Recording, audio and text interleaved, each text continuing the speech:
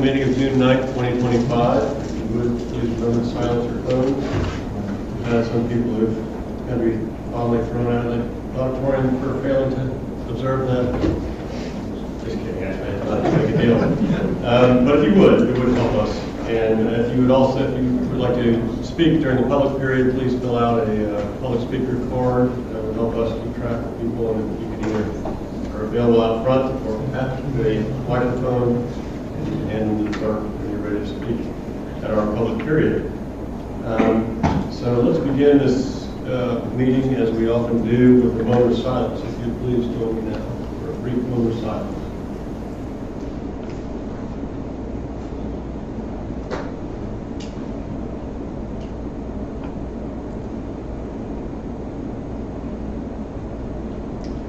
Thank you. Now, if you would please rise and join me in the Pledge of Allegiance. I pledge allegiance to the flag of the United States of America and to the republic for which it stands, one nation, under God, indivisible, with liberty and justice for all. Okay, we'll get right into it. And Mr. Bragantine, is there any old business? No, sir. Okay. We have a consent agenda. Does anybody on the consent, on council wish to pull anything from the consent agenda this evening? Okay. Does anybody from the public have any comment on items 2 through 7 on the consent agenda? Okay, seeing none, let's close the public period on that. And if there's no further discussion, motion will be in order. I'll make a motion to approve the consent agenda as presented. We have a motion. And a second. Laura, would you please call the roll? Councilmember Shady? Aye. Councilmember French? Aye. Councilmember Randolph? Aye. Mayor Lowndes? Aye. Okay, we have approved the consent agenda. Now we are into the public period time. Now is the time when anybody who has anything they would wish to bring to our attention can do so on any item other than something that's otherwise called out on the for its own public notice period on the agenda. So if you would like to, yes, if you would like to have 3 minutes, and I think we already have a speaker card, so we're Okay. actually this would be better. I have to hand out some. Oh. Whoa.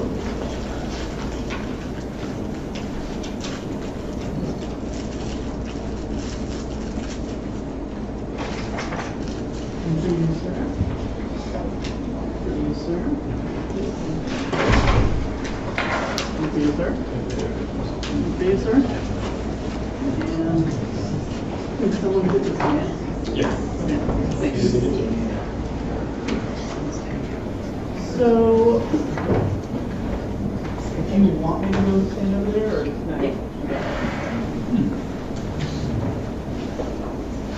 Hello there, so I'm Nicole Burbidge at 1410 Druid Isle Road. I've got some pictures of a David Weekley townhome project. This project is in Tampa, and it's almost identical to the proposal for lot number 6 in Maitland. It's almost identical. That's what their office told us. Please have a quick look at the handout, and then my father will explain it in more detail. So he'll come up and give a speech, and you can learn a little bit more about this. Okay, Ms. Herwig, are you done with your presentation? Yes, Okay. that's all. All right. Thank you. So next person would be you, Mr. Herwig. Do I get our leftover minutes? No, you didn't. But you can stretch out your 3 as long as you want. Good evening. My name is Paul Herwig. I live at 1410 Druid Isle Road. I would like to repeat what I said at the last meeting. The PUD took years of study and planning, and a maximum of 350 residential units were allowed, not an additional 85 units. So I'm opposed to the rezoning for that reason. Because I'm a Florida licensed architect with over 40 years of residential experience, I wanted to see an example of a David Weekley townhouse project with the same floor plan and design. David Winkler's office told me to see the Apex at Seminole Heights in Tampa at 6605 North Nebraska Avenue. We drove there, and they were very disappointed with the project. After walking around the area, we could see that it is a high-density infill urban housing project. The surrounding area is a poorly maintained mixed-use neighborhood with carry-out restaurants, used car lots, and neglected houses. My first impression is that the 3-story townhouse project does not provide a sense of residential scale and character. It's not compatible with the surrounding neighborhood. You drive down a narrow alley, and all that you see is a succession of double garage doors, similar to entering a self-storage facility. The front doors are on the back side of the townhouse, behind an 8-foot locked gate and fence. In general, the building exteriors are very repetitive and are clad with stucco and siding. There are no brick and stone or wood accents. All the townhouses look the same. The windows are all the same. The building shapes and massing are identical to each other. There are no arches, columns, dormers, or moldings. Also, there's no attempt at grouping buildings to create a sense of friendly pedestrian exterior space. The site plan represents an exercise in maximizing the site for the most amount of units possible.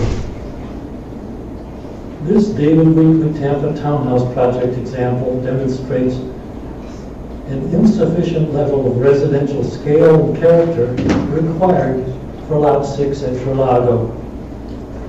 The Apex at Seminole Heights project was approved and is being built in Tampa, but relocating a project like this to Maitland would be non-compliant with our PUD requirements for lot number 6 at Trelago.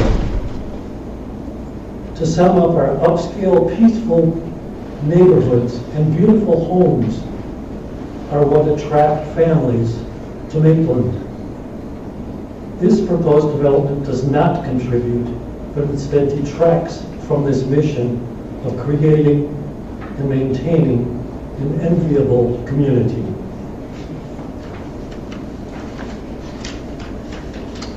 I would like to also just hand out the reference in ordinance number 1303, section 21 through 24, titled Residential Scale and Character of the PUD, so that you can compare some of the things that are required with what we think is likely for the proposed project. If Apex at Seminole is any example.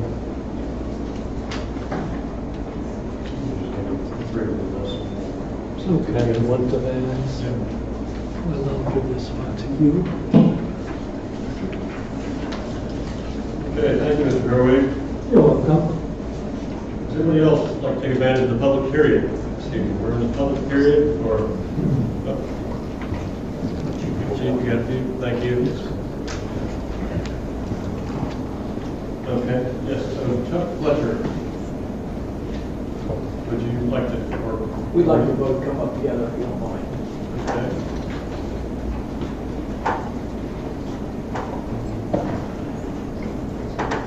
Good evening.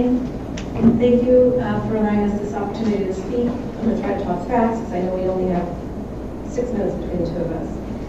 We're here representing the local pickleball community, and we want to focus on 2 points. We were suspended from the courts of Maitland. We want to talk about how that was handled. And we'd like to talk about practical suggestions to improve the reservation system and court rules. We were suspended for alleged violations without any prior warning, discussion, or chance to clarify. This is inconsistent with Maitland's commitment to fairness and open communication. Instead of a respectful conversation, we received a 6-month suspension from playing on the courts of Maitland at Minnehaha Park. In an April 10th email, Parks and Rec Director Jay Kahn stated that an increased demand required close monitoring of court usage. And for 3 weeks during our reservations, they sent a city employee stationed at the courts. And since our suspension, that table has been removed. The monitoring is no longer taking place like it was when we were playing. And several players have mentioned to us that nobody is watching us now that you guys are no longer there. That inconsistency raises concerns about selective enforcement.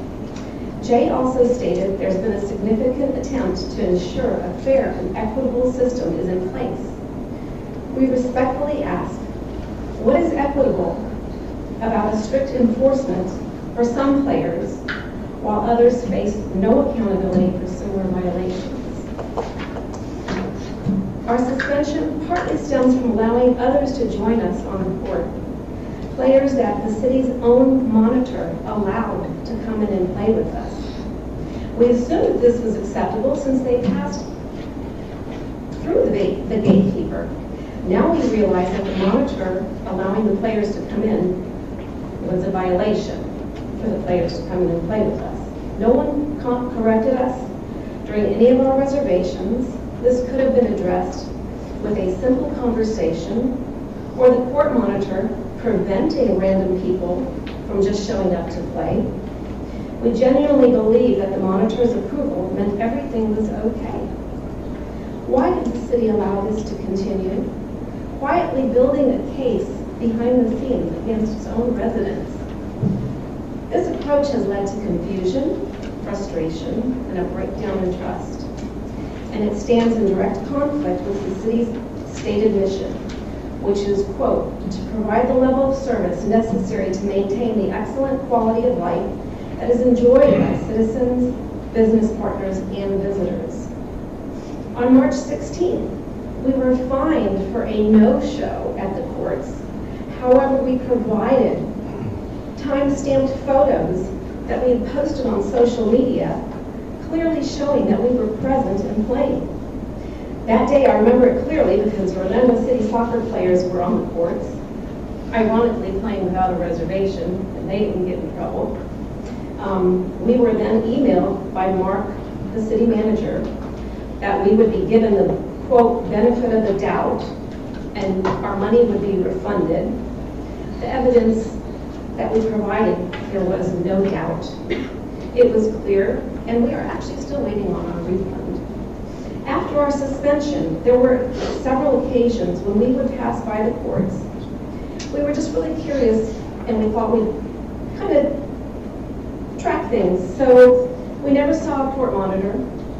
We would stop and we'd count the number of players on the courts, and then we would request from the city what the records were for those days. Between April 15th and June 1st, there were 17 violations over the 9-day periods that we stopped there. 7 unauthorized court uses, 8 cases of incorrect group sizes, 2 reserved courts left unused. With inconsistent oversight, many more violations certainly are going unnoticed. But Ms. Olive, can you wrap up, please? Can she just go ahead and do No, that? she can't. She has Okay. 3 minutes. you allowed us to do it before. Is there a reason? No, we Okay. didn't like to do it before. We didn't Okay, allow it for but other we're not here to really focus on those problems. We really, truly want to help fix them. We've got over 65 signatures so far, and we are proposing common sense changes. Provide fair warnings to the residents before the suspensions. Enforce rules consistently for all players. Allow intergroup play when everyone has a reservation. Permit spontaneous play for court members. We're driving by and we see the courts are empty. And you have a membership, you should be able to play on the city park. Reevaluate the no-show policy. Chuck wasn't feeling well one day. We left 30 minutes early. We called and we told them. They penalized us because we left 30 minutes early. These suggestions are rooted in real experiences and they would increase transparency, reduce conflict, and create a more welcoming culture. We do care about this community. We love pickleball. You can find us in a lot of notes that have taken place over the last several months. We're asking for fairness, communication, and solutions that reflect the values that Maitland stands for. Be the city that proudly claims to be a community for life. Thank you for your time. Hold on. So basically where we're at, obviously we didn't like being suspended, no money would. The fact that we were suspended without any kind of warning, and not only us, but a few other people were suspended as well. We were suspended so that everybody understands. If Doreen and my son had court 1, and me and my other son had court 2, if we play from court to court, that's a violation of the city. There's nothing friendly about that. When you play pickleball, we've had this discussion. Pickleball is a lot like a pickup game in basketball, but it's not like tennis. People intermingle, people laugh. It's an extremely social game. I recommend you guys to play because I understand none of y'all play.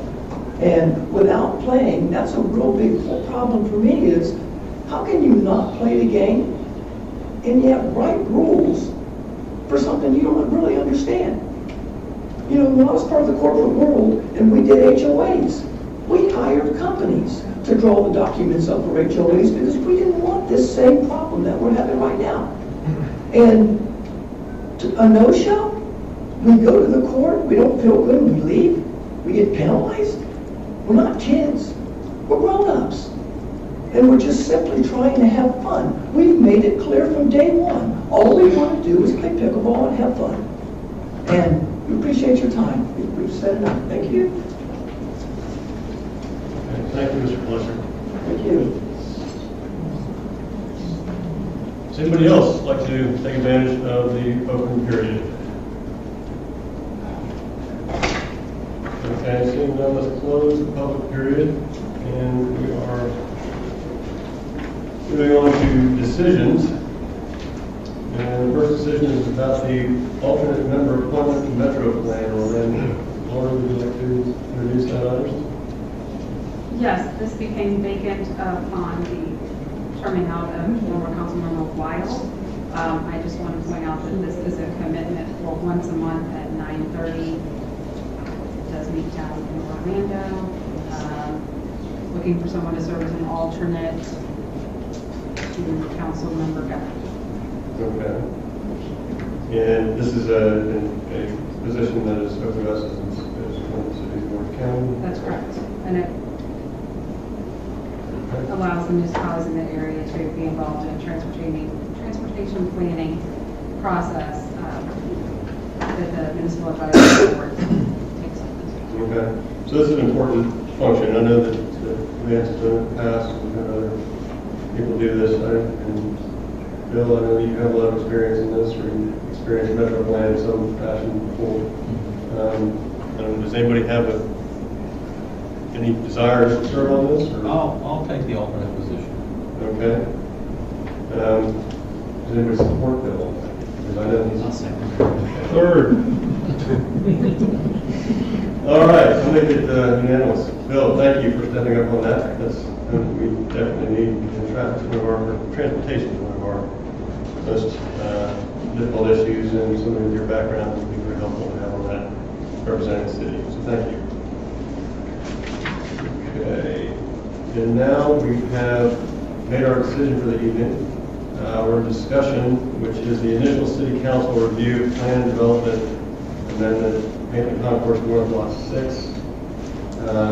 Mark, would you like to introduce this item? Yes, sir. Just to give you a little bit of history, the Maitland Concourse North plan development was approved by City Council back in February of 2016. It consists of 8 lots with a mixture of uses assigned to them. Those include parks and recreation, multifamily residential, office, commercial, retail, hotel, and of course the associated infrastructure that pulls it all together. Since that time, several lots have been completed and developed, while others are in various processes of development stages. The applicant, David Weekly Homes, is proposing to amend the plan development along with the related sections of the comprehensive plan to allow development of up to 85 townhomes on Lot 6 specifically. Currently, Lot 6 is designated for office, commercial, hotel, or potential retail uses. The PD has allowed for 350 residential units. Those are all taken up in the Trelago apartment. That's why the applicant is here tonight. Under the planned unit, this is kind of a unique zoning district in the fact that it's a PD and is also included in our comprehensive development plan. So any changes would be changes in the use in the PD, also have to be accompanied by changes in our comprehensive plan. So under the process, the applicant has had a community meeting where the neighbors were notified of it. The applicants came into this room and presented their project, took some input from the neighbors. They decided to move into the next step, which is, and just to clarify, these are 2 pre-application steps. They're still in the pre-application process. They have not filed a formal application for an amendment to the comprehensive plan or plan development to get some feedback from the city council. So that's what we're here tonight to do. This meeting allows the applicant to engage with the city council, answer any questions you might have, so they can make a determination on whether they submit for this amendment or modify it or move on. So that's it. If you have any questions, I'd be happy to answer them on the process piece of it before I turn it over to the applicant. Anybody have any questions, Mark, on where we are on this? Okay. Well, yes, why don't you go ahead and turn it over to Jonathan?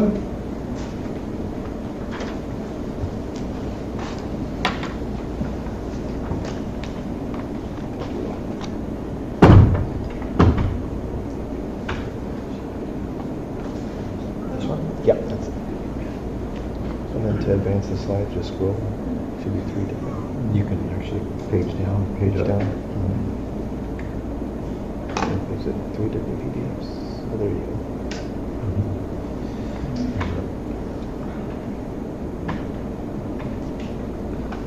Yeah, I only see just this one, but there are more.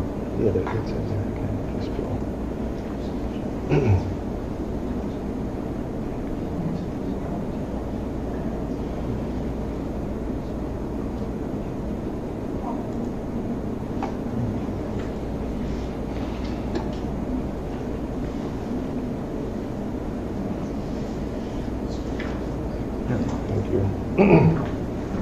Hello, Jonathan Martin with Keelan Horn Associates. Address is 200 South Orange Avenue, Orlando, Florida.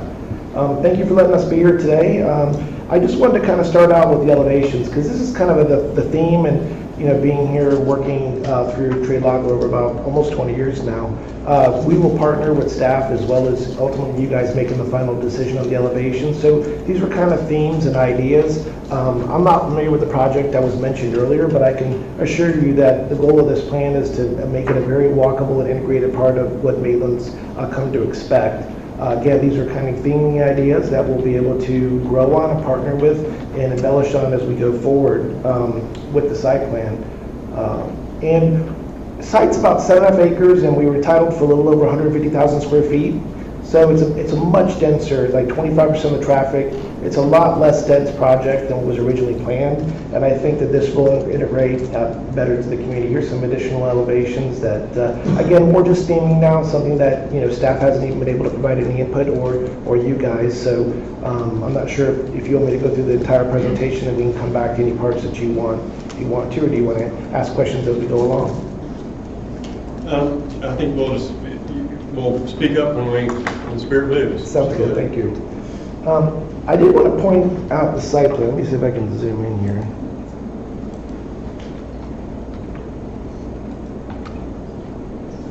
So the goal of the plan was to really work with the natural environment. One thing that was important at the community meeting was understanding that Lot 8 is owned by the city and that there is zero access to the lake for our project, just not possible. We also were trying to work with the existing ground out there. If you remember, there's a 72-inch stormwater pipe that connects the ponds up front to the ponds in the rear. And we want to make sure that this whole area kind of stays natural, as a natural buffer. It's a grassed area out there right now, and we work with that. We partnered on the site plan with the architect on developing building footprints and elevations that really create little home bases with a tremendous amount of walkability around the entire project, and again, integrating with the overall site plan that's being performed out there. So from a percent impervious, we're way less than what was entitled.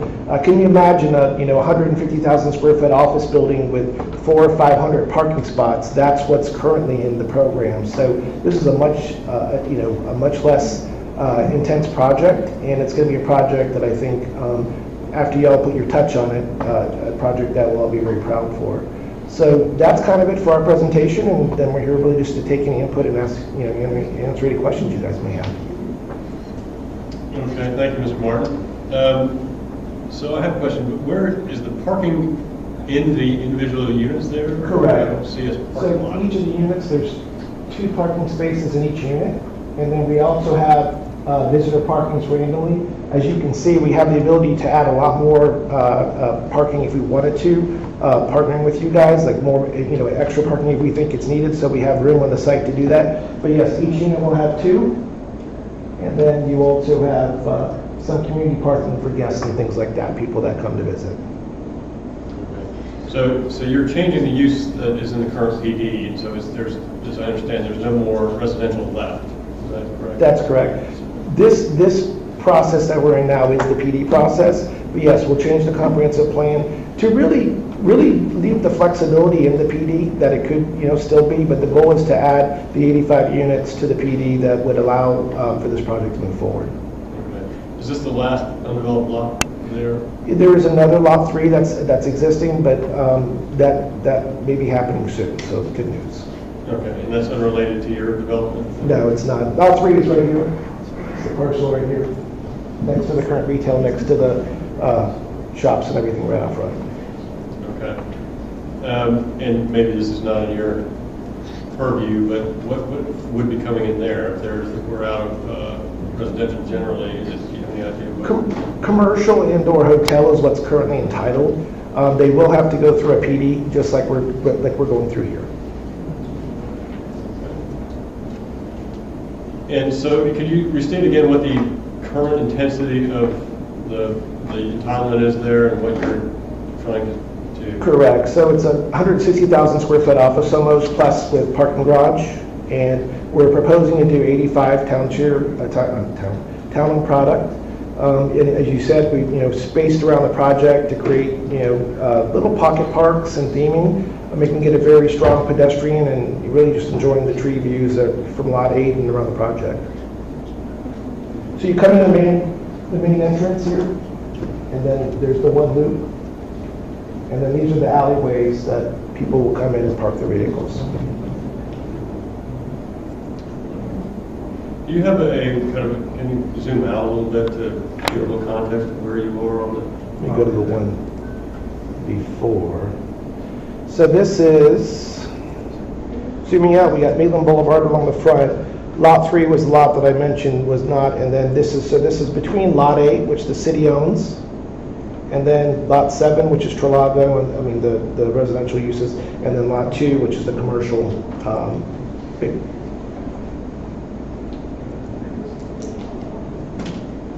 Anybody else have any questions?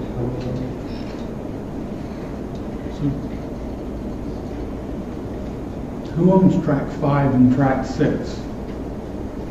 Track 5 and Track 6 are owned by the HOA, Property Owner Association. Are they open for development? No, sir, that's water body, that's the lake.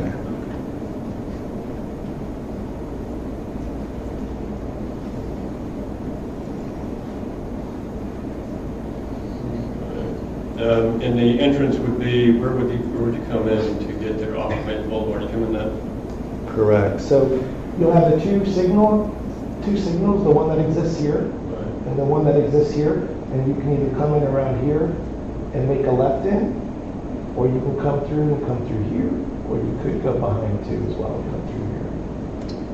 And there's no other driveways allowed on Maitland Boulevard. Is Lot 8 the conservation area? It's actually land owned by the city for your own use. I know you have some plans for it down the road, but it's your ownership. Yeah, and it's a pretty big parcel. It's all the way up. And if you remember, there's some special wildlife and eagle that's up in that area, and all the work and everything was done to make sure nothing was impacted during construction. Mayor, I believe it's passive park is what it's designated as. Correct. And as far as visibility across the lake there, what does the view look like? Do you have any? We did. We spent a lot of time looking at drone photos and things like that. It's very dense vegetation on Lot 8.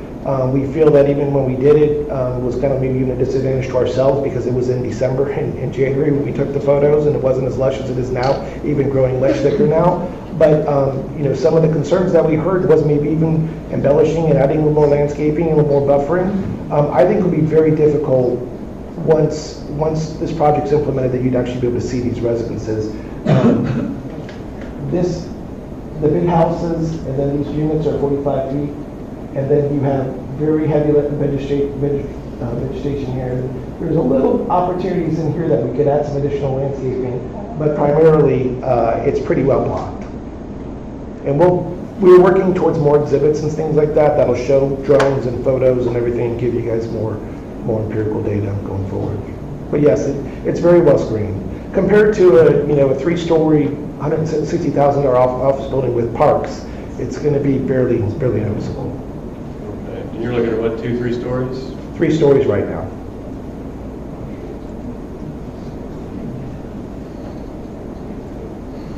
If an office went in here, the height would be 3 stories as well, or would it be taller?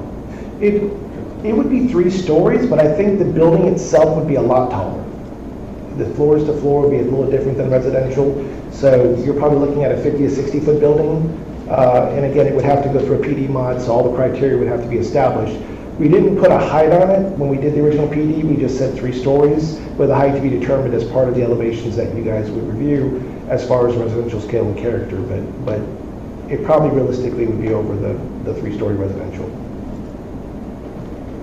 How big would these units be? I saw the overall, 0.28 floor area ratio, but what are y'all looking at? Correct. We're working on that, somewhere between 15 and 2,000. It's really going to be market driven as we go through this process. So we're still up in the air on that. I think part of it is working with you guys on the elevations and the final product and how things lay out and the features. But that's kind of the goal, 15 and 200.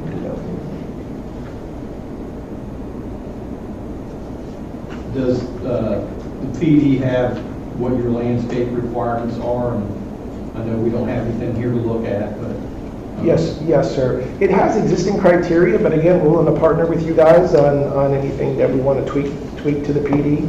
But the goal is to make this a very walkable, open community with a lot of natural vegetation. For instance, we were allowed up to 70% impervious, which we would probably go to the max if we were doing office. Right now, the way this plan is laid out, we're only about in the high 40% impervious, so over 50% of the site is pervious. It probably will be a little higher than that, to be honest with you, once we get into the final details, but it's much less impervious than what would be if it was an office building.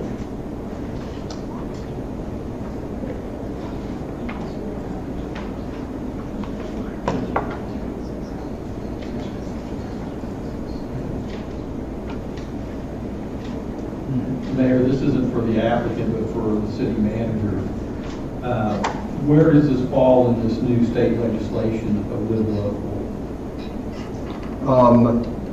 A project like this would not qualify for live local. You're proposing owner-occupied units, correct? That's correct. Yes, so live local would not apply to it. Yeah, The lot itself would be eligible for live local under the current legislation, so they'd be afforded all those maximums that we talked about during our strategic planning session.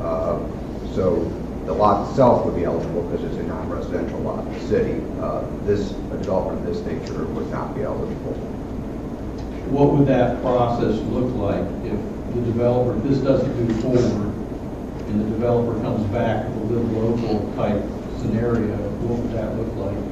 They would be allowed the maximum height, 150% of the floor area ratio, maximum density in the city, and they would not be required to go through any public process. They would just be the process would be all administrative. So my staff would review it to make sure it met the requirements of the land development code under those maximums. and provide their approval at the permitting counter. So they wouldn't even have to come back to us They are prohibited from coming to you or the planning zone. for a change? Yes. Because I know this is being characterized as a rezoning. Is that really what this is, or just a use change? Well, the PED is a flexible zoning category, so these are use changes, which would be an amendment to the PED. So when you say maximum height and density would be allowed on there, and live locally, you mean Maitland City Center? Yeah, I don't have the dimensions on how far this is, but yes, that is the maximum height right out there and maximum density in the city. So you'd be looking at a product of somewhat that size. However, this property is about 3 to 4 times that size, so the massing would be significantly different.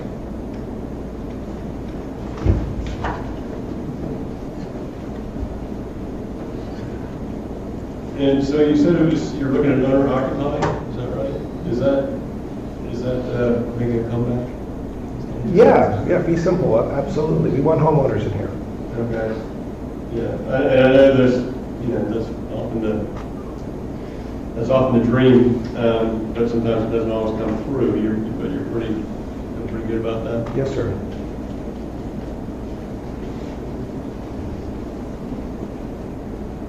I guess I'm going to ask the question because it's always out there. People buy units like this and they put it into Airbnb or short-term rentals. I know there's ordinances prohibiting that, but that doesn't mean that some people still can't purchase and still quietly, list it. So are there some ways that we can minimize those concerns with neighbors that they're going to see a bunch of transient people coming in and out? It's certainly discussed during the PD process. Right now, we do regulate short-term rentals in the city. We require owner occupancy of those. So it would be illegal for anybody to do that in a development of this type. If it were to go through the code enforcement process, that's what would happen. And I suspect they would get different treatment here than, for example, Orlando, who seems to turn a blind eye.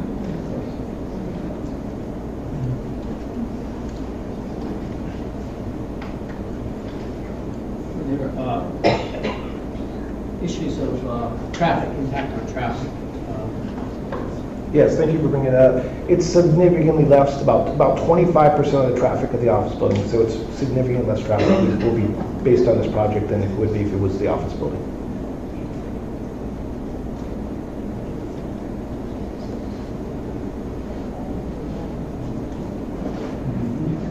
Good. Anything else? Anybody else?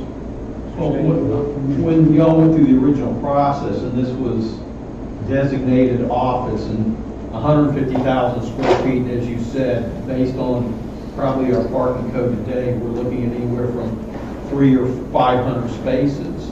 That's a lot of traffic going in here, not with a direct access.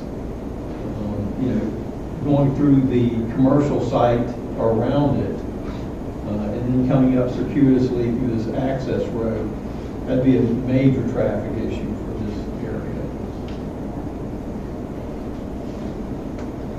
It was designed for it, but I think your point is taken as I envision, a 3 or 4 story garage with people driving on their way home at night, with the lights going out the garage and things like that. So I think it would be a lot more, obviously impactful for everybody to have a garage of that size and nature in the middle of this project.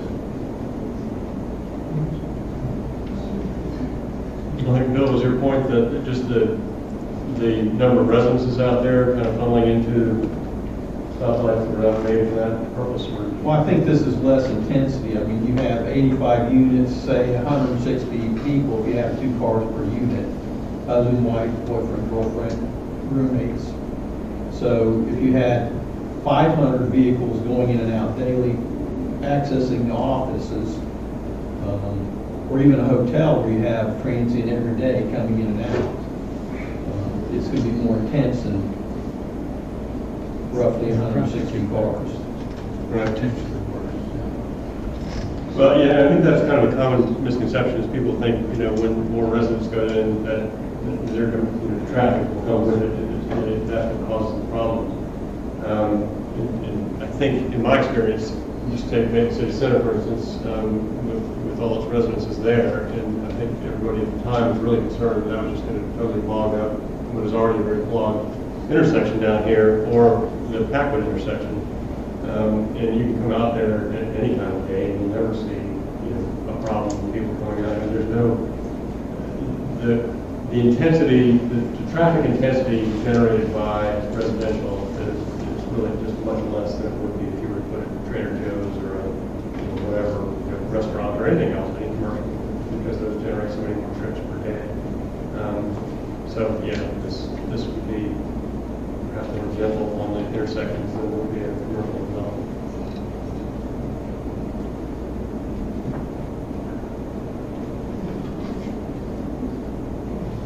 Well, we're still at the very beginning stages of this, so there hasn't even been an application yet. And I guess this really was an exercise for us to become familiar with it, for you to hear any feedback that we have before you even go into the very long, intense process that you can come back if you decide to go ahead. If you feel like this is worth your while, I mean, we're going to hear it several more times, and everybody will have plenty of opportunity to voice their opinions at that point. Is anybody on for this exercise? Does everybody feel like this has been a good introduction?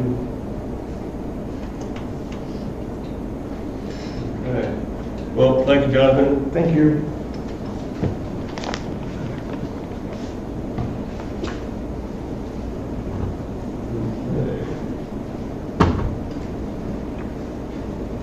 All right. Well, we are to the reports section of our evening. Mr. City Attorney, anything for us? I have nothing, sir. Okay. Mr. City Manager. No, sir.